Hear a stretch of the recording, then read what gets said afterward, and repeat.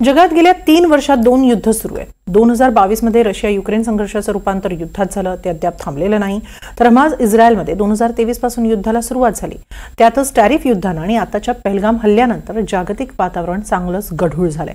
त्यातच गेल्या वर्षीचे जागतिक आकडे पाहिले तर सुमारे 100हून अधिक देशांनी त्यांच्या संरक्षण बजेटमध्ये वाढ केली आहे।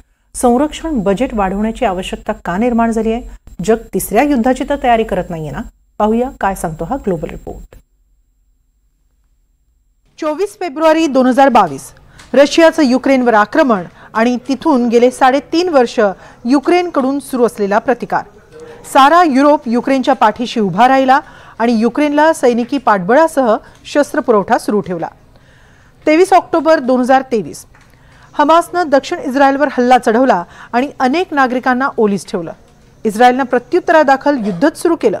इस्रायलच्या मदतीला अमेरिकेसारखी मोठी राष्ट्रही धावून आली।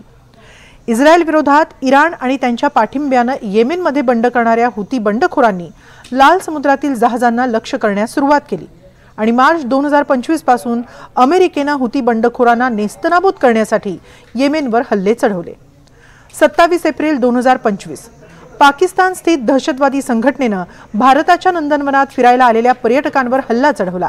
भारतानं पाकिस्तानसह असलेले संबंध स्थगित केले। सिंधू पाणी करार स्थगित करण्याला पाकिस्ताननं युद्धजन्य कृत्य म्हटलं। त्यामुळे आतापर्यंत शांत असलेला आशियाचा भारतीय उपखंडही युद्धाच्या उंबरठ्यावर आलाय। या सगळ्या घडामोडींच्या पार्श्वभूमीवर रशिया युक्रेन युद्धविरामासाठी प्रयत्न करताना अमेरिकन अध्यक्ष डोनाल्ड ट्रम्प यांनी युरोपनं स्वतःच्या संरक्षणाची तजवीज करावी, अमेरिकेच्या संसाधनांवर अवलंबून राहू नये असा इशारा दिला आणि सारा युरोप अलर्ट मोडवर गेला। याचा परिणाम म्हणजे 2024 पासूनच अनेक देशांनी त्यांची संरक्षण सिद्धता वाढवण्यासाठी हालचाली सुरू केल्या। 2024 मध्ये साऱ्या जगातच संरक्षण बजेटमध्ये लक्षणीय वाढ दिसली आहे। शीतयुद्धानंतर अशी स्थिती पहिल्यांदाच ओढवली आहे। हा आकडा सुमारे 2 लाख करोड रुपयांच्याही पार आहे अशी माहिती काही संशोधकांनी दिली आहे। विशेषतः युरोप आणि मध्य आशियामध्ये देखील वाढ अधिक आहे। स्टॉकहोम इंटरनॅशनल पीस रिसर्च इन्स्टिट्यूटनं ही माहिती दिली आहे। सुमारे 100 देशांनी त्यांचं संरक्षण बजेट वाढवले। युरोपीय लष्करी खर्च 17% वाढलाय। शीतयुद्धावेळच्या बजेटच्या कैक पटींनी हा आकडा अधिक आहे। रशियाचा संरक्षण खर्च 149 अब्ज डॉलरच्या घरात गेलाय।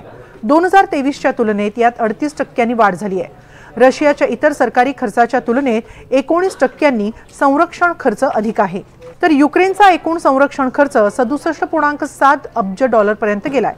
गेल्या वर्षीच्या तुलनेत 2.9% वाढ आहे। 2024 मध्ये सर्वाधिक संरक्षण बजेट एकट्या युक्रेनचं आहे। युक्रेननं आपला सगळा कर महसूल हा संरक्षण खर्चाकडे वळवलाय। त्यामुळे युक्रेनच्या आर्थिक परिस्थितीवर याचा प्रचंड ताण येतोय। तर युक्रेनला युरोपमधून ज्या देशांकडून सर्वाधिक मदत मिळते तो म्हणजे जर्मनी। जर्मनीचं संरक्षण बजेटही 28% वाढलंय।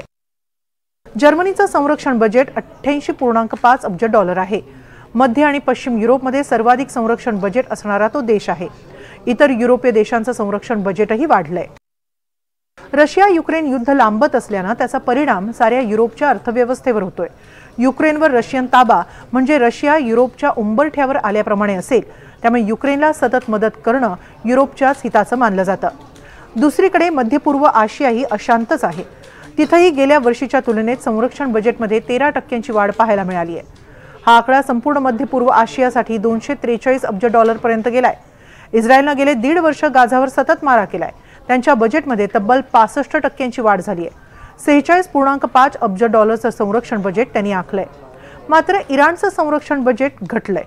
2024 मध्ये हे बजेट 10% घटून 7.9 अब्ज डॉलर पर्यंत आलंय।